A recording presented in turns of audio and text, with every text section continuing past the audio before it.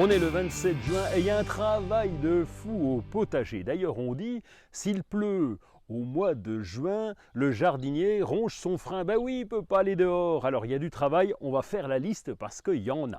On a terminé, enfin on l'espère, la dernière canicule et là on a une alternance de pluie, de chaleur. Alors c'est bien pour les plantes, ça fait pousser, mais c'est aussi très bien, malheureusement, pour les champignons microscopiques qui commencent à se développer. On va voir les premières traces de mildiou sur les pommes de terre. Surveillons bien les tomates et en particulier les feuilles de la base pour éviter justement que ce mildiou se développe. Puisqu'on parle de tomates, eh bien évidemment, on va tailler les gourmands. Les gourmands se trouvent à l'aisselle des feuilles, juste le long de la tige principale.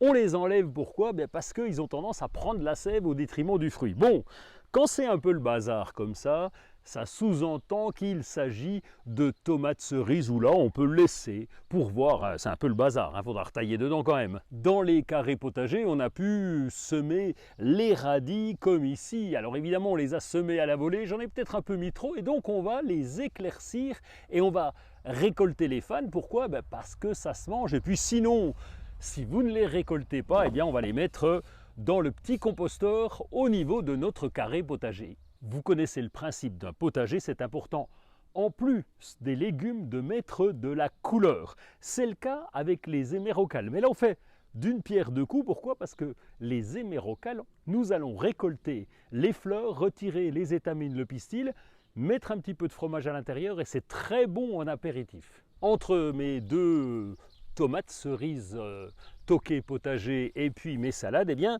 j'ai installé un holas de façon à ce que nos plantes puissent boire tranquillement, que les racines puissent se diriger près de ce holas qui va rester humide à condition de le remplir régulièrement, bien entendu. Chez la bourrache, qui est une plante mellifère qui va attirer les abeilles, on va manger les fleurs, elles sont comestibles, mais aussi les feuilles. On fait un excellent pesto avec la bourrache. Vous l'avez compris, en cette fin de mois de juin, il y a beaucoup de travail au jardin, il y a aussi beaucoup de récoltes comme les groseilles. Donc on va se retrouver dans 15 jours et en attendant, au boulot!